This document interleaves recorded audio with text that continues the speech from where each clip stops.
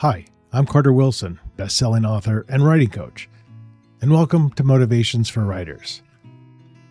So today I want to talk about agents, and I'm going to do so by starting with a myth that I think a lot of writers believe at some point in their early career, which is, if I can just get an agent, I've made it. That's the finish line. That's when things start working, and that's when the doors open.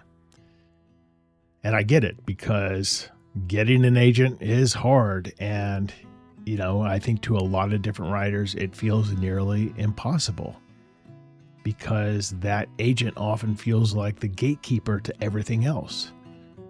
So of course you want to treat it like a goal. But the truth is, getting an agent isn't the finish line. It is just the beginning of a different phase. And in a lot of ways, it's a harder phase. So if you're heading into querying, or you're thinking about it, or maybe you're in the middle of it right now, I want to give you a clearer, more grounded way to think about this entire process. Because when you understand what agents are actually looking for and what this relationship really is, you stop guessing, you stop overthinking, and I think you start making better decisions. So to give you some context, I have been with one agent for 22 years. I was querying agents back in 2003, back when I had to mail actual paper letter queries. And I had about 75 rejections before I got the agent who I'm with today. But even then, my first 3 books didn't sell. So again, you have to think about this being a long-term process. And I work with a lot of writers today on their query letters, and also coaching them when they have the opportunity to pitch live in person in front of agents. So I am seeing a lot of how authors are presenting their book to agents right now. But let's back up a little bit and think about just the process of getting an agent. And, I'm going to repeat it again. It's really hard these days to land an agent. I mean, my agent has told me it is more difficult than it's ever been. They're flooded. Their inboxes are packed. Anyone can just shotgun off a query letter without researching that agent. So they're getting overwhelmed by a volume of queries. So if you're getting rejections, or most likely you're just not hearing back at all, that's not a reflection of you failing. That's just the environment we live in. Everybody is overburdened. But because it's harder, the things you control matter more. Your manuscript has to be strong. That's obvious. That's the minimum thing you have to do as a writer, is to write a great book. But your query letter has to work. And the last thing you want to do is treat the query like an afterthought, because it's way more important than that. Your query letter is not a formality. It's not something you rush through so you can get to the real work, which is the book. Your query is the first piece of writing an agent experiences from you. It's your absolute first impression. It's proof that you understand your own story and can communicate it clearly. And I'm telling you, based on a lot that I've seen, most queries fall into the same trap, in that they are trying way too hard. They become overly formal, overly structured, overly explained. They often sound like a marketing document instead of just a human being telling a story. And the moment that happens, the connection is gone. There's no representation of your voice. And what actually works is a lot simpler. Clarity over cleverness, voice over polish, specifics over summary. An agent should be able to read your query and understand what the book is, who it's about, and why it matters. And they should feel like there's a real person behind it. And that's not easy to do. We're talking 2 or maybe 3 paragraphs to convey that. If your query feels stiff, it's not working. If it feels like you're trying to impress instead of communicate, it's not working. If you can't explain your story clearly in a short query, you might not understand fully your story yourself. And that's not really a failure, that's useful information. And here's another place where writers, I think, get tripped up is they think the goal is to write something good. But that's really not enough. Agents aren't sitting there asking only, is this good? They're asking, can I sell this? Do I understand where it fits? Is there a clear lane for it? Can I position this to editors? And that doesn't mean that you need to write a book that conforms to what's happening in the commercial market right now. It just means your book has to live in a very specific space. If it's too familiar, it disappears. And if it's too strange, it becomes a risk. You're looking for that middle ground where an agent can say, I know what this is, and I know how to talk about it, but it still feels fresh.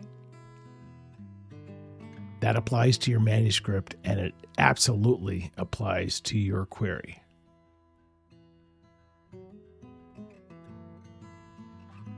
I mean, think about it from an agent's perspective. An agent's getting maybe 100 queries a day. And they know for every writer that they take on, they don't make any money until you do. They're investing time, energy, and relationships into your work with no guarantee of return at all. So when they read your query, they are not casually interested. They are evaluating whether this is worth their time. Can I sell this? Is this writer someone I want to work with? Is this a long-term relationship I want to step into? Because that's what this is. It's a relationship. I was with my agent for 9 years before we sold my first book. 9 years. And I'll tell you, that first book sold for an advance of $2,000, of which I only got $1,000 because the publisher went out of business. My agent makes 15%. So in 9 years of working with me over the course of 4 books, the 3 of which didn't sell, my agent made $150. That's a long time to be working, revising, trying different projects, figuring things out. And I remember asking her at some point, why do you stick with me? And she said, because you're easy to work with. And I have faith that we're going to sell something bigger. That's what this can look like. This is not a quick transaction. This is not a short-term exchange. When it works, it's a long-term partnership. And that should change how you think about what you're looking for.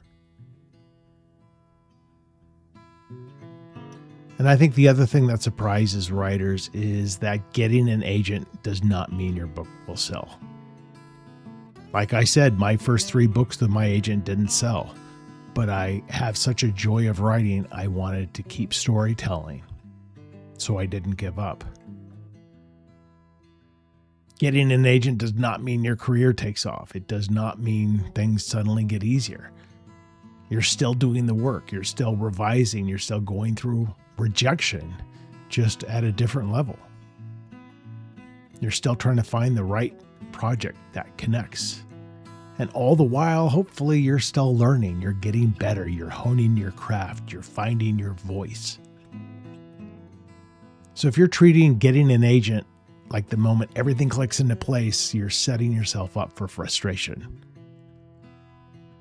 Because the real goal is not just to get an agent, it's to get the right agent for you. Writers are so eager to get an offer of representation that they forget they have a say in this process as well. It's hard to envision an aspiring writer turning down an offer of representation from a legit agent. But don't be afraid to do that. If an agent offers you representation, you should be asking questions, real questions. You should already have an idea of what kind of books they sold and who they represent. But ask them, how do they work with their clients? Are they editorial agents? How involved are they before submission?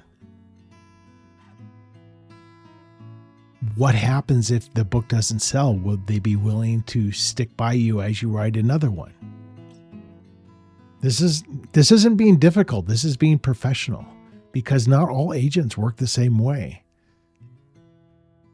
Some agents are deeply editorial. They'll work with you on the manuscript before it ever goes out. Many are more hands-off. They'll send it out quickly and just see what happens.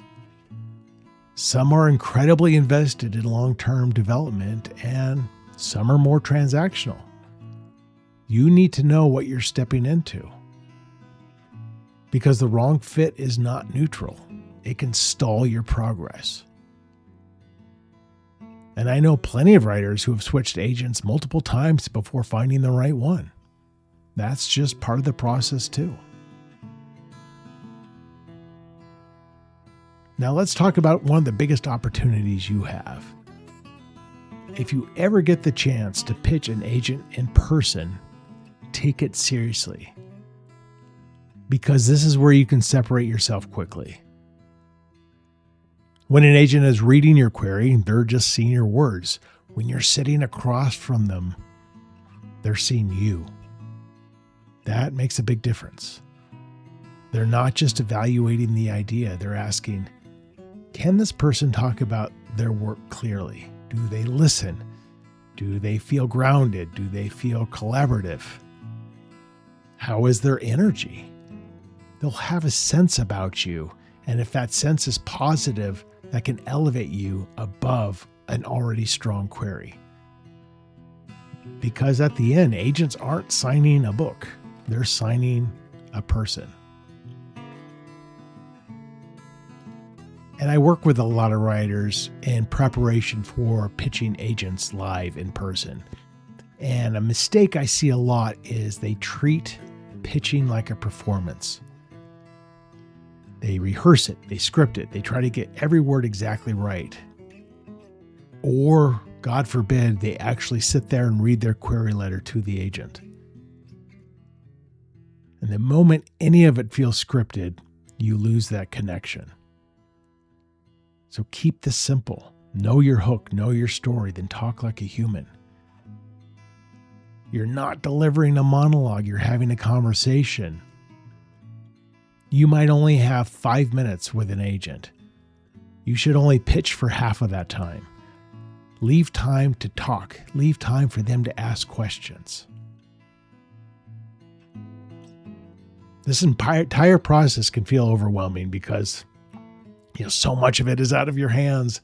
You can't control how fast this moves. You can't control who says yes or asks for a few pages. You can't control timing. But you do have control over a few critical things. The quality of your manuscript, the clarity of your query, the way you show up in conversations, and your displayed passion for your writing and your willingness to stay with it.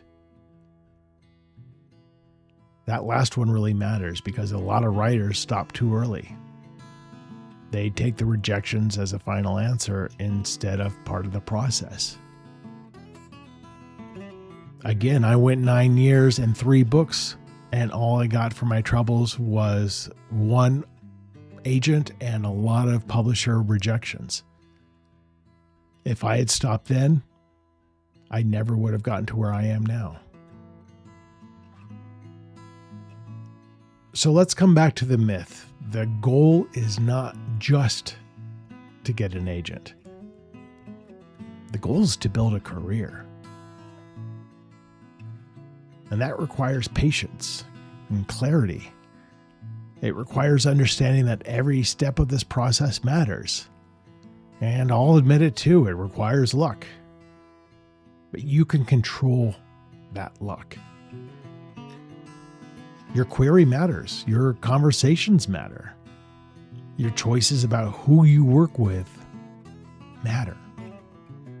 This isn't about chasing a single yes. It's about putting yourself in a position where the right yes can happen. So take this seriously. Not in a way that makes you anxious, not in a way that makes you paranoid or fills you with a lack of hope, but in a way that makes you intentional. Write the best book you can. Write a query that actually sounds like you. Ask questions when opportunities come. And show up like someone who belongs in the room. And then stay in it. I'm telling you, that's how this works. And if you're in the middle of it right now, all I can say is keep going. Because I expect you're closer than you think.